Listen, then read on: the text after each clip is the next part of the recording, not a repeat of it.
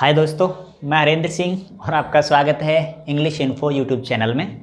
आज की वीडियो में गाइस हम सीखेंगे प्रेजेंट परफेक्ट कंटिन्यूअस टेंस।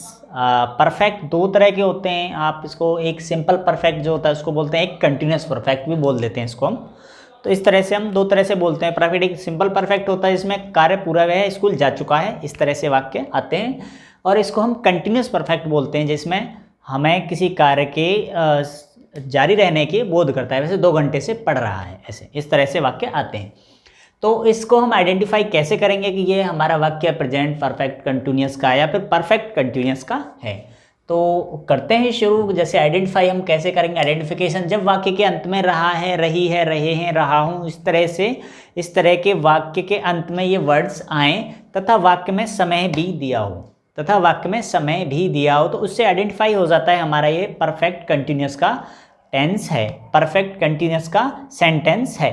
इस तरह से हम आइडेंटिफाई कर लेंगे। उसमें फिर हमें आइडेंटिफाई करना होता है कि ये प्रेजेंट का है, पास्ट का है या फिर फ्यूचर का है। तो लेकिन इसमें रहा है, रही है, रहा हूँ, इस तरह से आए तो इससे आइडेंटिफाई होता है कि ये प्रेजेंट का वाक्य है, प्रेजेंट परफेक्ट कंटिन्यूअस का वाक्य है। तो इसके बाद हम कैसे कैसे उनको हम ट्रांसफॉर्म करते हैं, कैसे अपने सेंटेंस को हम इंग्लिश में बनाते हैं। एक वचनकर्ता के साथ हम हैज़ बीन का प्रयोग करते हैं, बहुवचन के साथ में हम हैव बीन का प्रयोग करते हैं। एक वचनकर्ता सब्जेक्ट हमारे क्या क्या होते हैं, ही, सी, इट, दिस, एक नाम और एक वचन के साथ हम हैज़ बीन का प्रयोग करते हैं। वैसे ही I, you, they, we, these, those और बहुवचन या एक से अधिक नामों के लिए हम हैव बीन का प्रयोग करते हैं। ओके गाइज, तो इसमें हम और इसके बाद हम वर्ब की फर्स्ट फॉर्म में आईएनजी का प्रयोग करते हैं। और एक और आगे जो हमारा इसमें समय जो दिया होता है, यदि समय हमें पता हो गया निश्चित समय है, कितने घंटे से पढ़ रहा है निश्चित हो, उसके लिए हम सिंस का प्रयोग करते हैं। और वैसे ही अनिश्चित टाइम के लिए हम फॉर का प्रयोग करते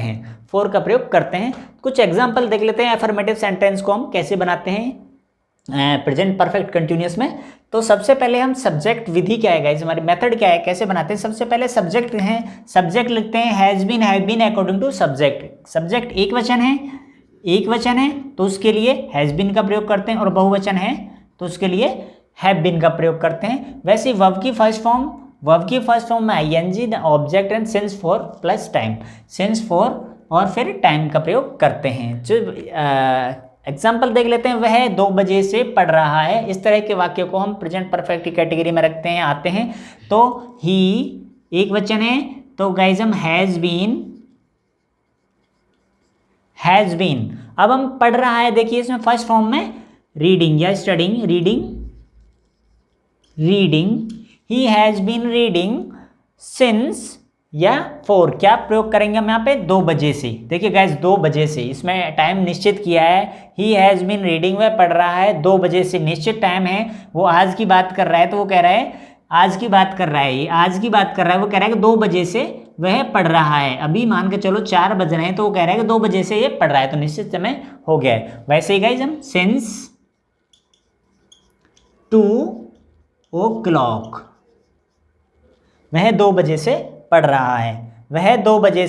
रहा है, इस तरह से हम सेंटेंस को बनाते हैं। वे 2 घंटे से खेल रहे हैं, अब ये बहुवचन हो गया गाइस।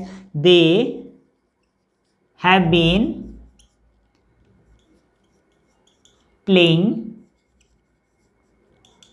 प्ले की फर्स्ट फॉर्म प्ले और उसमें ING. They have been playing 2 घंटे से। देखिए गाइस 2 घंटे, अब ये कह रहा है मान के चलो अब ये 4 बजे कह रहा है, 2 घंटे से खेल रहे हैं, तो इसमें कोई निश्चित समय का पता नहीं चल रहा है कौन से 2 घंटे से वो खेल रहा है, क्योंकि इसमें निश्चित समय नहीं दिया हुआ है, कोई भी निश्चित समय नहीं दिया हुआ 2 घंटे से कौन से 2 घंटे से खेल रहा है।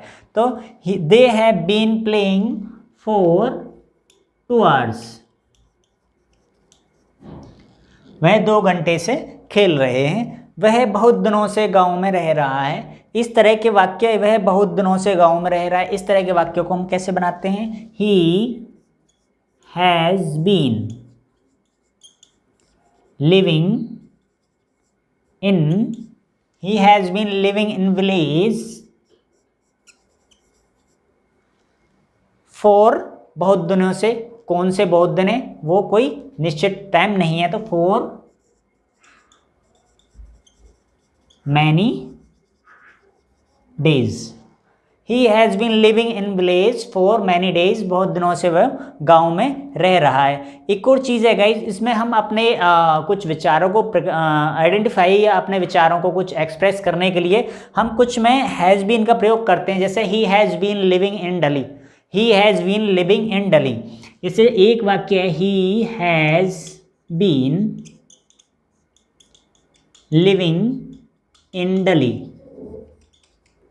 तो इससे क्या आइडेंटिफाई हो रहा है, इससे he has been living in Delhi, वह दिल्ली में रह रहा है। इससे क्या आइडेंटिफाई हो रहा है, यदि आपसे मैं ये वाक्य बोलूँ I have been living in Delhi, तो इससे क्या आइडेंटिफाई हो रहा है, इससे आइडेंटिफाई हो रहा है कि मैं काफ़ी दिनों से दिल्ली में रह रहा हूँ, या काफ़ी दिनों से, कुछ लंबे समय से दिल्ली में रह रहा हूँ। आई हैव बीन लिविंग मतलब तब भी रह रहा था, आज से हो सकता है मैं आपको 1 महीने पहले मिला हूँ या 1 साल पहले मिला हूँ, और मैं कहूँ कि I have been living in Delhi, मतलब मैं 1 साल पहले आपसे मिला था और आज मिला हूँ, और आज मैं कहता हूँ, आप पूछते हो आप कहाँ रह रहे हो, तो मैं कहता हूँ I have been living in Delhi. तो इससे आप आइडेंटिफाई करोगे मैं तब से अब तक दिल्ली में ही रह रहा हूँ। इस तरह से हम अपनी फीलिंग्स को एक्सप्रेस करने के लिए हैव बीन का भी प्रयोग यहाँ पे भी करते हैं। ओके गाइज, तो वीडियो कैसी लगी, वीडियो अच्छी लगी है तो वीडियो को लाइक और शेयर करें। मिलते हैं नेक्स्ट वीडियो में, तब तक के लिए अपना ख्याल रखें।